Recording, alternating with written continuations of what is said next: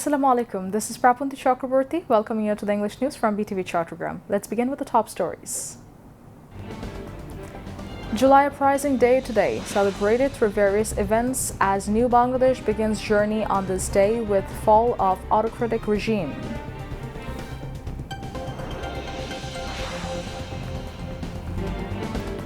July Uprising, not of single person, group or party, but of democracy-loving people, comments Prime Minister Tariq Rahman.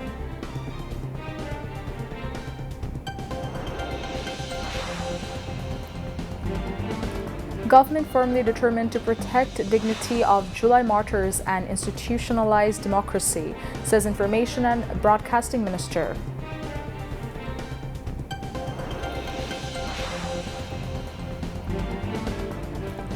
Government committed to building democration and discrimination-free nation under July Charter, says State Minister for Land as people pay tribute at July Memorial in Chattogram. Talks between Iran and Oman over Hormuz proceed. U.S. hopes of agreement soon.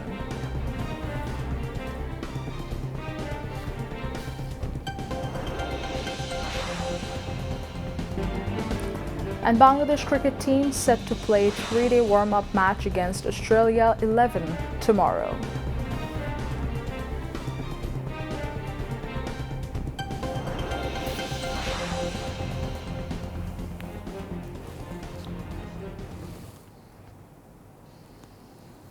Viewers, those were the top stories. Now moving on to the details. Today marks July Mass Uprising Day. The day is regarded as a milestone in the building of a new Bangladesh free from fascist rule. It commemorates the fall of the Awami League tyranny led by fascist Sheikh Hasina under intense nationwide protest. The July Mass Uprising is considered one of the most significant chapters in Bangladesh's recent political history. The movement began in July 2024 as students protest against discrimination and quickly evolved into a nationwide mass uprising. Students, young people, workers and citizens from all walks of life took to the streets in support of the movement. As law enforcement agencies launched operations to suppress the protest, clashes and fatalities intensified the situation. The movement eventually grew into a nationwide uprising demanding the resignation of the government. Following weeks of sustained protest, the then Prime Minister Sheikh Hasina left the country on August 5, 2024. Participants in the movement regard the day as the end of fascist rule. As news of her escape spread, thousands of people poured onto the streets in Dhaka and other parts of the country in celebration. Victory processions, slogans, and spontaneous public gatherings reflected widespread hopes for a new Bangladesh. To mark the occasion, a range of commemorative programs has been organized in the capital and across the country. The day is being observed with memorials, tribute, and renewed commitments for the future, creating a solemn yet hopeful atmosphere nationwide. 5th August 2024 was the final day of the student-led mass uprising that brought down the fascist Awami League government. The day marked not only the fall of the fascist regime, but also a major turning point in Bangladesh's history. It is regarded as the day that shows in a new chapter in the country's democratic journey. The student public's one-point demand for the resignation of the fascist government has reached its peak with the March to Dhaka program set for the next day. The program was later brought forward to 5th August, which began as the movement for quota reform turned into a nationwide demand for Sheikh Hasina's resignation. Students and people from across the country headed towards the capital. Dhaka remained tense from early morning on 5th August. Curfew and barricades were also in place across the country and city. After 10 a.m., people from all walks of life who had spent a sleepless night came out in processions from different parts of the country. As time passed, large crowds gathered at different entry points to Dhaka. The central Shohid Minar, the main gathering point for the March to Dhaka program, also saw thousands trying to gather. Police opened fire on protesters in Chankarpul and Nimtoli in Old Dhaka, killing 6 people, including Anas. Security forces strengthened their possessions and positions in several areas, including Pragati Sharoni, Rampura, and Badda. Jatarbari became a key center of the movement as hundreds of thousands of protesters took control of the Dhaka Chattogram highway. In Uttara, the number of protesters continued to grow from the morning. By around 11 a.m., it became clear that the situation in the capital was rapidly changing. Armored vehicles remained on the streets while members of the armed forces were also deployed. Later, the tension eased as soldiers and protesters embraced each other. In the afternoon, reports of the fascist government's resignation spread through different media, triggering celebrations among the protesters. Crowds then marched towards Ganabhabon and the Jatiyo সংসদ Bhavan. However, even after the resignation announcement, violence continued. Later that afternoon, deadly attacks took place in Jatarbari and Shavar. In Ashulia, 6 people were brutally burned to death. Many believe that the aspiration of the July uprising will be fulfilled only if Bangladesh continues on a democratic path.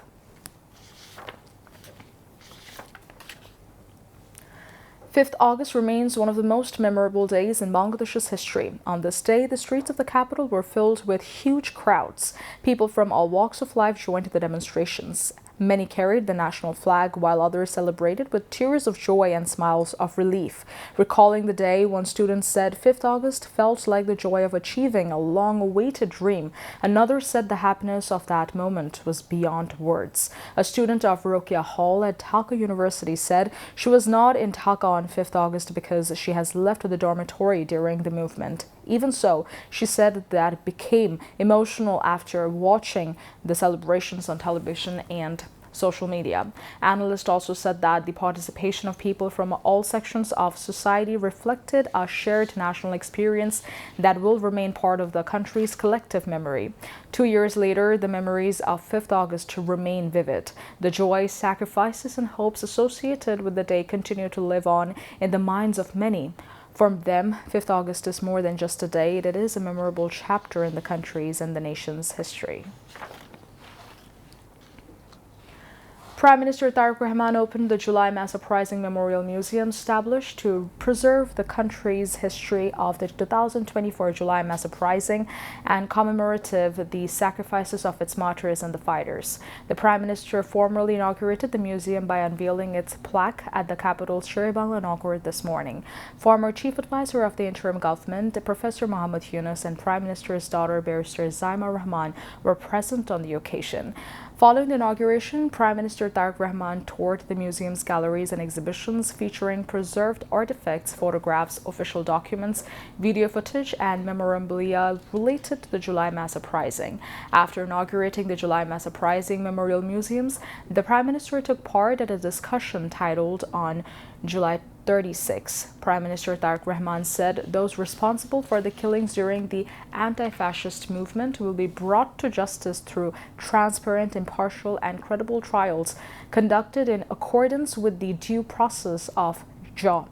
Speaking about the July Mass Uprising Memorial Museum, the Prime Minister said the country's democratic people expect the museum not to become a place for promoting the exclusive political narrative of any individual group or political party.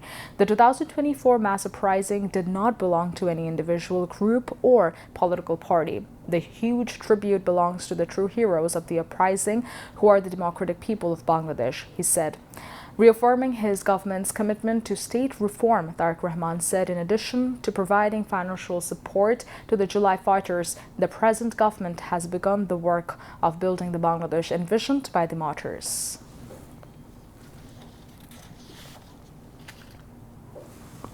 আজকের ঐতিহাসিক জুলাই গণ অভ্যুত্থান স্মৃতি জাদুঘর ভবিষ্যতের প্রজন্মের সামনে তাদের পূর্বসূরিদের সাহসী ইতিহাস যেমন তুলে ধরবে, অপরদিকে তাদের সামনে উন্মোচিত হবে বিতাড়িত ফ্যাসিস্টদের মুখোশ। এই স্মৃতি জাদুঘর আমাদের জনগণের সংগ্রাম, আত্মত্যাগ, বেদনা, সাহস ও গণতান্ত্রিক আকাঙ্ক্ষাকে জাতীয় স্মৃতিতে স্থায়ীভাবে ধারণ করার এক ঐতিহাসিক উদ্যোগ। আমি আশা করি এই জাদুঘর শুধুমাত্র 2024 সালের নৃশংস ঘটনার স্মারক হবে না। এই জাদুঘর বাংলাদেশের মানুষের সামগ্রিক গণতান্ত্রিক অভিযাত্রার সঙ্গে জুলাই গণ অভ্যুত্থানের সম্পর্ক তুলে ধরবে। শুধুমাত্র জুলাই গণ অভ্যুত্থানই নয়, এখানে বাংলাদেশের প্রতি গণতান্ত্রিক আন্দোলন সংগ্রামের ইতিহাসও সংরক্ষিত থাকা জরুরি। একই সঙ্গে জাদুঘরে রাখা বিষয়বলী সম্পর্কে বাংলার পাশাপাশি ইংরেজি এবং অন্যান্য ভাষা উপস্থাপিত হলে বিশ্বের ভিনদেশী মানুষ ভিন্নভাষী মানুষ বাংলাদেশের গণতান্ত্রিক সংগ্রামের ইতিহাস সম্পর্কে জানতে সুবিধা হবে।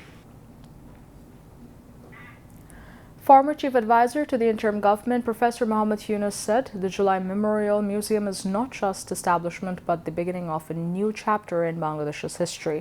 Cultural Affairs and Affairs Minister Nitai Rai Chaudhary, State Minister Ali Nawaz Mahmud Qayyum, Prime Minister's Advisor on Information and Cultural Affairs Zohidur Rahman, and Cultural Affairs Secretary Kanis Maula addressed the program, among others. The discussion was followed by a cultural program featuring patriotic songs, recitations, and performances by eminent artists. Prime Minister Tariq Rahman and his daughter Barrister Zaima Rahman enjoyed the cultural program.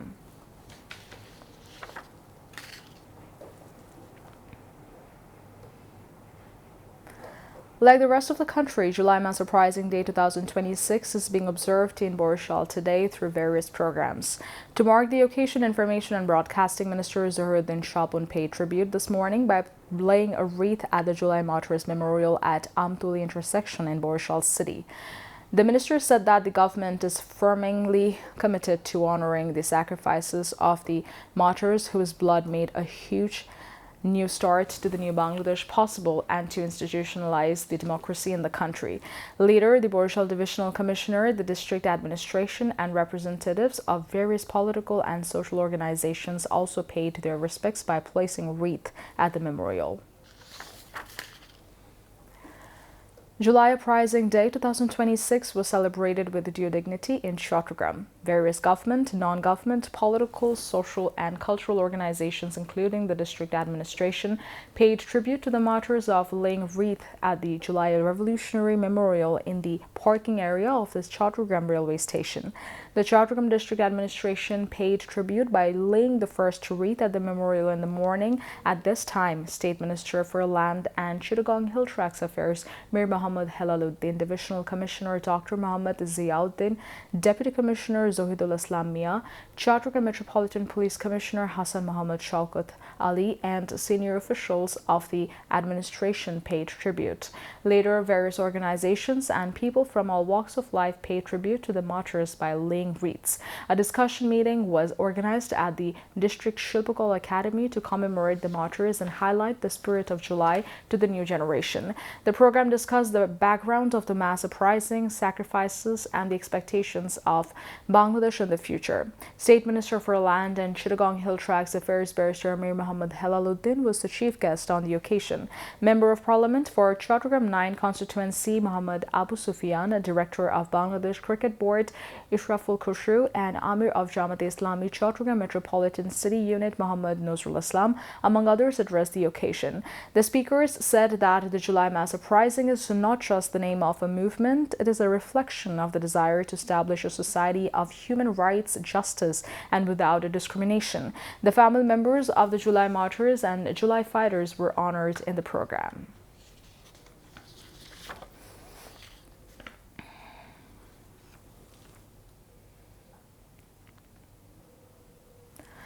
A discussion meeting and seminar were held at the auditorium of the Faculty of Sociology of Chittagong University of the occasion of July Mass Uprising Day. State Minister for Land and Chittagong Hill Tracts Affairs Barrister Mir Muhammad Helaluddin was present as the chief guest at the event. State Minister said the government will ensure fair trial of the July-August massacre as well as the disappearances and murders of the last 17 years. Mir Helal said a 17-member constitution amendment committee has been formed to implement the July Charter along with the Note of Dissent. Chattogram University Deputy Vice Chancellor, Academic Professor Dr. Muhammad Al-Amin presided over, while Deputy Vice Chancellor Administration Professor Dr. Muhammad Shofiqul Islam, Zarin Chaudhary, Professor of English Department, and AGM Niazuddin, Associate Professor of Political Science Department, among others, spoke at the event. At the program, an article titled July Mass Uprising in the Mirror Lecturer of History was presented. University teachers, students, and leaders of various student organizations participated in it. Meanwhile, State Minister Mir Mohammad Helaluddin distributed relief among flood-affected people at the Fatehabad High School premises in Hatajari in the afternoon. Hatajari Upazila administration's officials and Upazila BNP leaders were present at the program.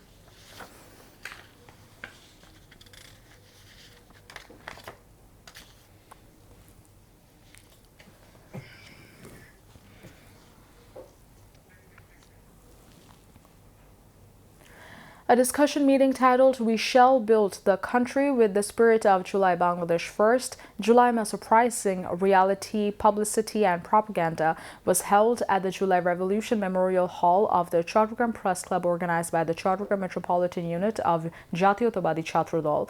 Governor of Chattogram Metropolitan Unit Btv Chattogram, Saiful Alam, presided over, while State Minister for Land and Chittagong Hill Tracts Affairs Barrister Mir Mohammad Helaluddin addressed the occasion as the chief guest. Member of Parliament Irshad Ullah and BNP International Affairs Subcommittee member Ishraful Koshru were present as the chief guest at the event.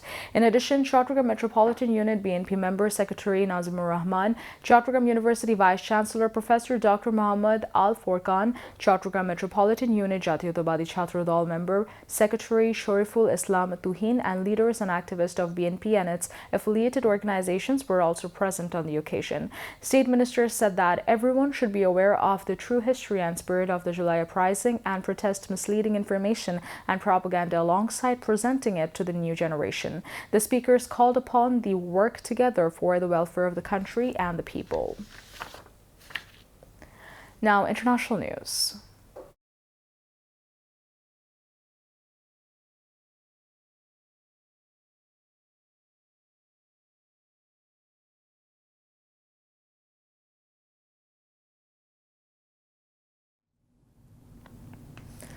U.S. Secretary of State Marco Rubio said diplomatic efforts to reopen the Strait of Hormuz ramp up, with Iran saying talks with Oman are proceeding positively. Meanwhile, Treasury Secretary Scott Bessent suggested an agreement could be possible as early as today or tomorrow. Qatar's Amir Sheikh Tamim bin Hamad Al Thani speaks with U.S. President Donald Trump as Doha says mediators are working with all parties to end and find a diplomatic resolution to the war. The U.S. military says it has redirected 45 commercial vessels since mid-July under its blockade against Iran. United States Secretary of State Marco Rubio said progress has been made in talks between Oman and Iran over the Strait of Hormuz, raising hopes that one of the key sticking points in efforts to reduce tensions between Washington and Tehran could soon be resolved. Rubio on Tuesday said Washington was involved in the negotiations and that progress had been made, but no final agreement had yet been reached. U.S. Treasury Secretary Scott Bessent said an agreement could be reached as early as today or tomorrow, while diplomatic sources in Tehran also suggested a deal was possible by the end of Wednesday. Sri Lanka has shut down schools across its central highlands after torrential rain triggered deadly mudslides and flash floods, killing at least 7 people and injuring several others. The heavy downpour struck the country's mountainous, tea-growing region, which is still struggling to recover from the devastation of Cyclone Betwa. The storm killed nearly 640 people and caused an estimated $4.1 billion in damage when it struck last November.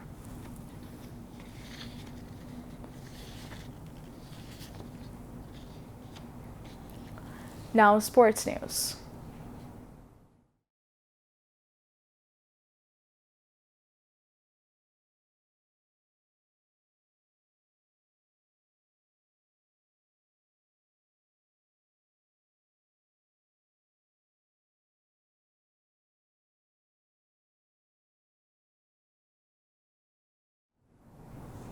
Cricket. Bangladesh cricket team will play a 3-day warm-up match against Australia 11 at the Raater cricket ground in Darwin starting tomorrow. The tourists entered this match after 4 days of preliminary practice. Through this, they will make final preparations for the opening match of the historic two-match test series against Australia starting from August 13. The Bangladesh camp faces contrasting injury updates as the bowling attack suffered a blow with the exclusion of pace bowler Nahid Rana due to injury, while in a major boost, star wicket-keeper batter Liton Das has joined the squad after successfully completing his rehabilitation program. Cricket Australia has announced a 14-member Cricket Australia 11 to play this warm-up match against Bangladesh.